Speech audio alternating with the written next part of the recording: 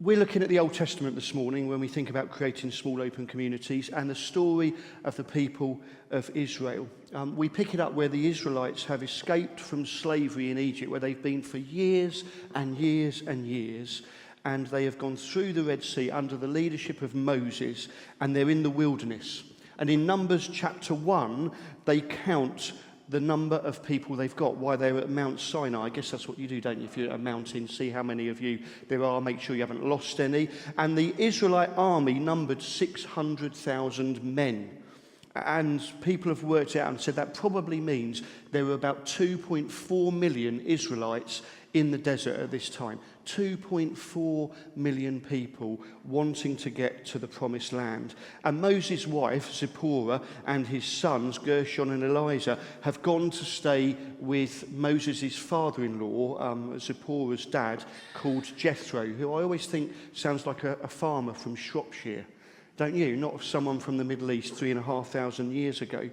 And then they, after a while, come back to see Moses, and they have a massive meal that the elders lay on for Jethro. He's an important guy to them. They want him to feel special. And then after they've had this massive meal, we read these words in Exodus chapter 18, starting at verse 13. The next day, Moses took his seat to serve as judge for the people, and they stood around him from morning till evening. When his father-in-law saw all that Moses was doing for the people, he said, "What is this you are doing for the people? Why do you alone sit as judge, while all these people stand around you from morning till evening?" Moses answered him, "Because the people come to me to seek God's will. Whenever they have a dispute, it is brought to me, and I decide between the parties and inform them of God's decrees and instructions." Moses' father-in-law replied, "What you are doing is not good. You and these people who come to you will only wear yourselves out. The work is too heavy for you. You cannot handle it alone. Listen now to me, and I will give you some advice, and may God be with you. You must be the people's representative before God and bring their disputes to him. Teach them his decrees and instructions, and show them the way they are to live and how they are to behave. But select capable men from all the people, men who fear God, trustworthy men who hate dishonest gain, and appoint them as officials over thousands, hundreds, fifties, and tens. Have them serve as judges for the people at all times, but have them bring every difficult case to you. The simple cases they can decide themselves. That will make your load lighter, because they will share it with you. If you do this, and God so commands, you will be able to stand the strain, and all these people will go home satisfied." Moses listened to his father-in-law and did everything he said. He chose capable men from all Israel and made them leaders of the people, officials over thousands, hundreds, fifties, and tens. They served as judges for the people at all times. The difficult cases were brought to Moses, but the simple ones they decided themselves. Then Moses sent his father-in-law on his way, and Jethro returned to his own country. They've had this massive feast, and then the next day, Jethro watches, and he sees that Moses is trying to do a good thing, but he says to him, "It's not good." Sometimes we try and do the good thing, don't we? We genuinely think we are, and it's not good. I can remember my father-in-law sometimes saying to me, "You stupid boy," in that kind of dad's army way. When I was trying to do a good thing, or maybe I was winding him up, I get confused. And he would just look at me with that withered look and that black cauliflower hair and say, "You stupid boy." And we'd smile. Jethro calls Moses out. "You're leading 2.4 million people. You will wear yourself out," he says in verse 18, "because the work is too heavy. You cannot handle it alone." I know none of us have ever thought, "I'll just get it all done myself. It's better if I do it. If I do it, it will be done. I do it the best way, or I do it the easiest way. It takes too long to explain to other people how to do it, so I just keep doing it myself." And then we get crotchety, if that's actually a word, and scratchy and irritated. And people, "Do you want me to help you?" No, it's fine. I can do it. We keep going and going and going, when actually we need help. This way of doing things didn't work for the people of Israel in wilderness times around Mount Sinai, and it won't work for us as a church family either. I remember having minister training 28 years ago now, 29 years ago, and we were basically taught to hatch, match and dispatch. We were taught to do infant dedications, marriages and funerals. And I still explain it that way to people in the street who ask me, what is it that you actually do? Hatch, match, dispatch. We had next to no leadership training. And I'm not judging anyone for that, it's just the way it was. Most ministers went to a church, the average membership is about 42 people, where you did your visits and all that kind of thing, and you stood up and said something semi-coherent on a Sunday morning, and everyone went home and had roast preacher for lunch. And that's how it worked.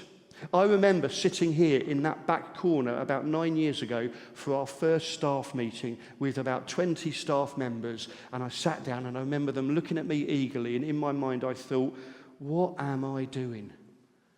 I can't lead this lot. I haven't got the skills. Maybe I did a couple of good interviews, but God, help me. I was nervous, I was being harsh on myself, but I was aware of my limitations. When I was at my last church, there was an expectation that it was only a proper visit if the minister did it. You know, if another normal human being who was a Christian, filled with the Holy Spirit of God, went and met someone, it was fine, but really you needed the minister to do it. And so I shared with them, I said, look, here's my priority of pastoral visits, and it's the same for here. So it starts with emergencies. If there's emergency, I will try my best to be there. Then those that are seeking Jesus, I will want to spend time visiting and talking with them. And then our staff team, I want to care for them and listen to them so that they can do their jobs to the best of their ability. Then new followers, I want to be alongside them to help them grow in their faith. And then regular visitors. And I said to them, as I say to you this morning, how often am I going to get to regular visits? We have on our regular worship database over 700 people that would say, this is my place of worship, whether I come once a year, once a month, once a week, whatever it may be, whether I'm involved on Sundays or home groups or midweek, whatever it may be. And I thought, Sally, our associate minister, who does lots of visiting, always on a Wednesday afternoon, she's out visiting people. Other stages in the week, she's out visiting people. If she visited everyone in this church who says, I'm regularly involved, forget those on the fringes, forget those that wander in from the community, she'd have to do 2 visits a day, every day of the week, including her days off and Christmas Day. Who wants Sally to come round on Christmas Day? Not even Gareth, her husband.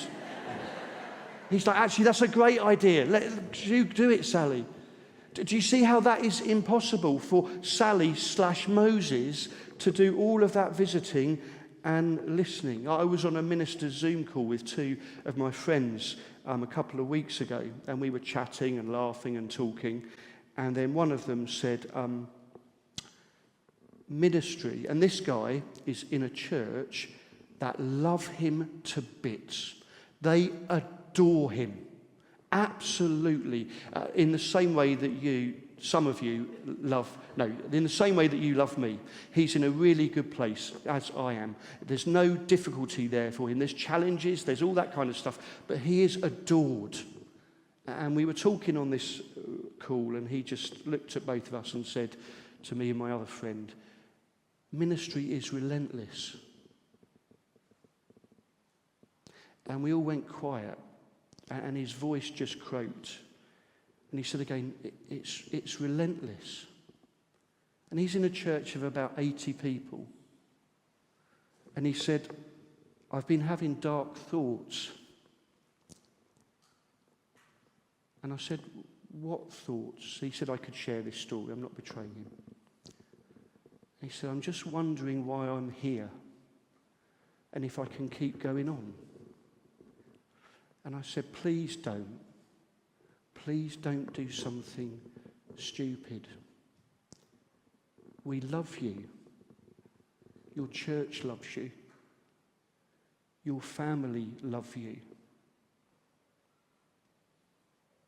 This last week, he went to see his church leaders with his wife in balls of tears, snot dripping down his face, and told them, I'm struggling. And they loved him.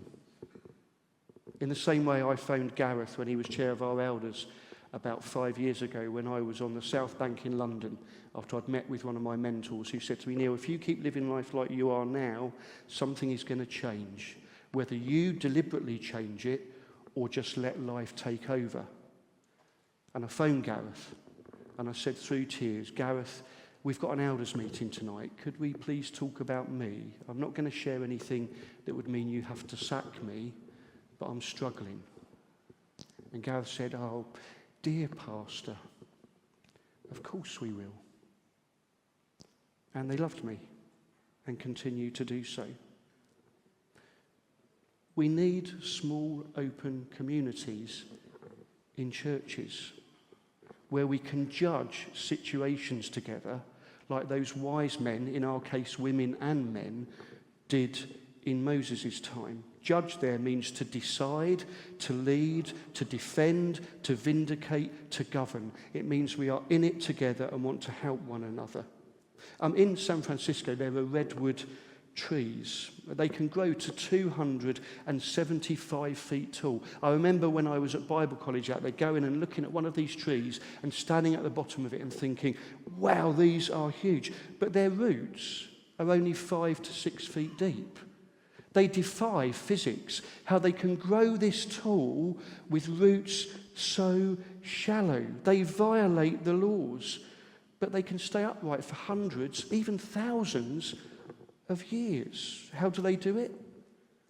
They grow thick roots in groves of hundreds of trees together that intertwine, so that although those roots individually are shallow, they nestle into one another so that they form a community of trees that hold together and actually fuse together over time.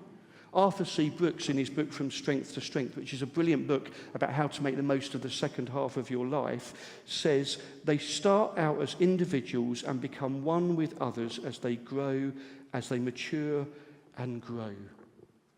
Henry David Thoreau said in his poem, 2 sturdy oaks I mean, which side by side withstand the winter's storm, and spite of wind and tide grow up the meadow's pride, for both are strong.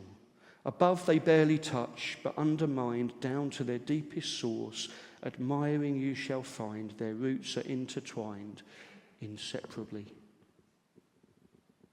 The roots are joined together. Who are you? Who am I joined together with, intertwined with, in a small, open community where we can be real with one another about Jesus?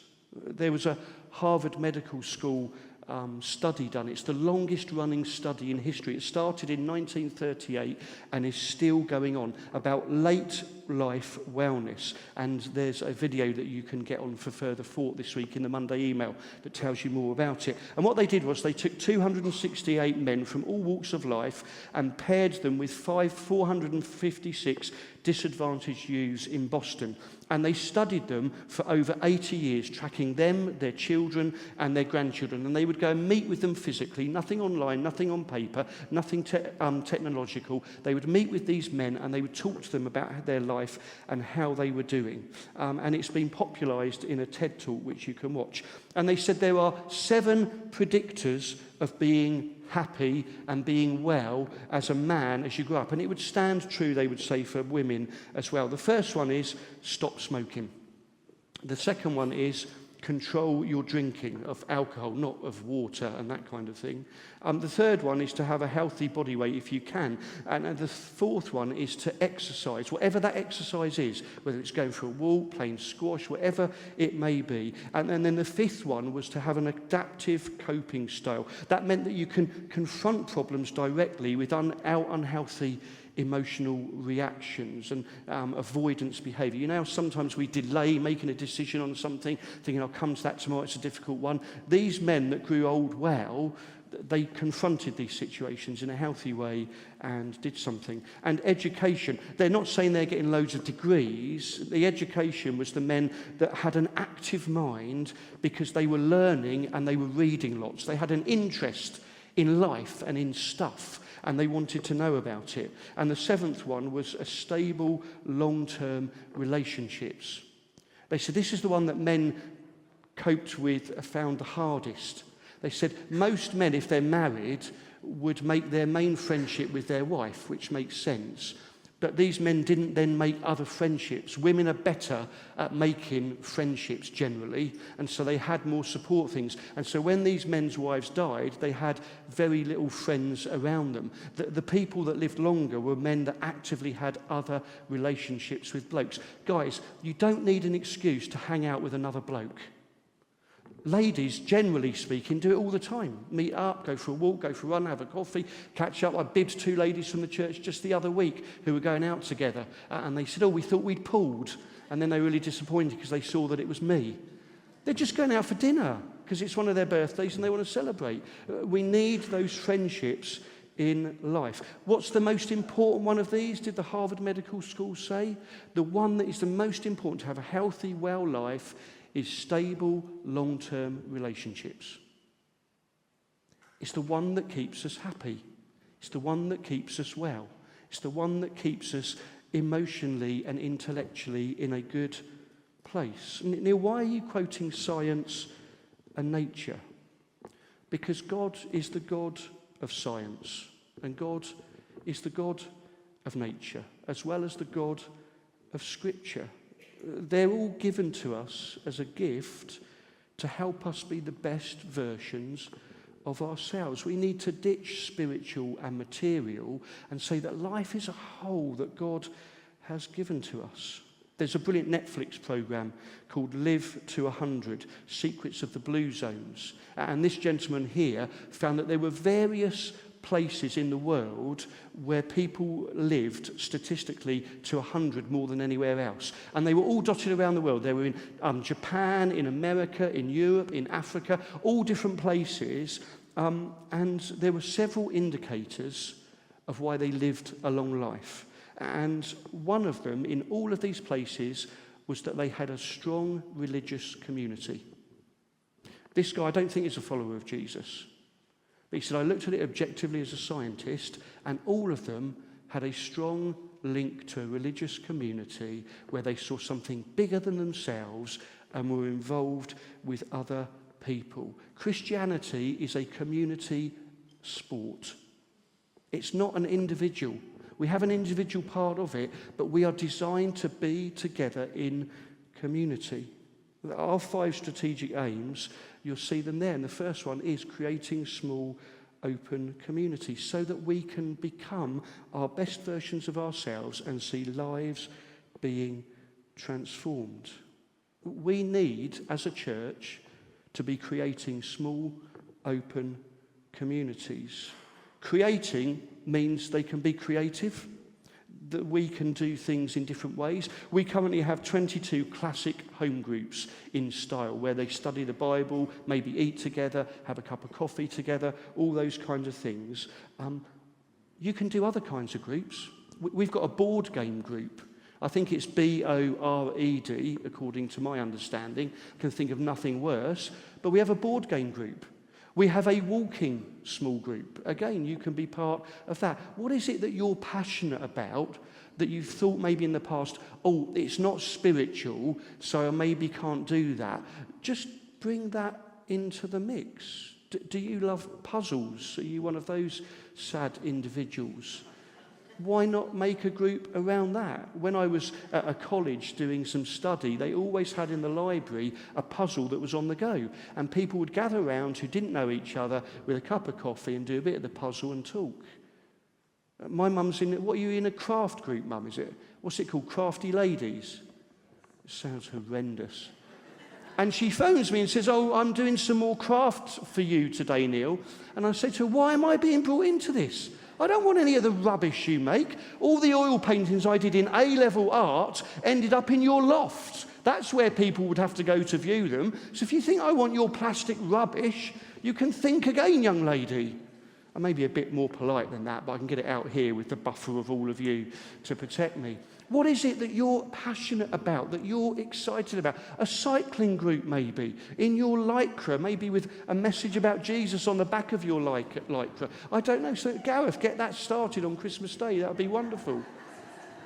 While Sally's out visiting, you can cycle around. cake baking, a book club. My wife's been in a book club for about 20 years with friends. And they read, and they drink, and they chat, and they laugh, and they cry, and they talk. What is it that you are passionate about? And they should be small so that we can know one another, get to know each other well, and they should be open. This is something that I don't think we're unique in this as a church, but that we struggle with. And I get it.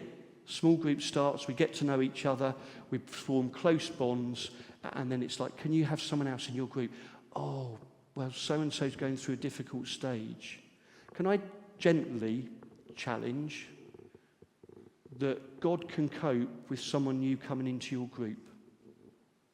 Dietrich Bonhoeffer taught us 70 years ago that Jesus is the man for others, always there for others. And he challenged us that we should be people, as followers of Jesus, who are people for others, women for others, men for others, that we're always looking out for the person on the fringe. I loved seeing the photos from Robin and Sophie's garden about the 20s and 30s group, where 32 of that age group joined together. My son Noah got back from uni, almost 19 years old, went along, and he said, I was talking to people that were really old. They're like in their 30s. I'm like, yeah, I know, it's sad. They do get to that age, and we just take them out to the graveyard, lay them down on one cold November evening, and they're done. But he loved it, because we don't just want to be in that little age group with the uni buddies or just starting work buddies or whatever it may be, but meet other people. If they hadn't have opened that up, a lot of those guys and girls wouldn't have got to meet together. They've got 2 more coming up in the summer. They've advertised anyone in that age group can go along. And they need to be communities where we actually do life together. Some of us are more private, I get that, and you don't want to put everything out there. And some of you are a bit more like me, and it's all bleh. And that's fine. And we can be either or in those small, open communities together so that we help each other see our lives being transformed. And if you're a leader of a small group, please hear the words of Jethro to Moses. Don't wear yourself out. There's always one more visit you could do, one more phone call you could make, one more bit of Bible study you could prepare, etc., etc., etc. You'll never be perfect as a small group leader. Never. There'll always be something else that you could have done to make that meeting a little bit better, but you ran out of time.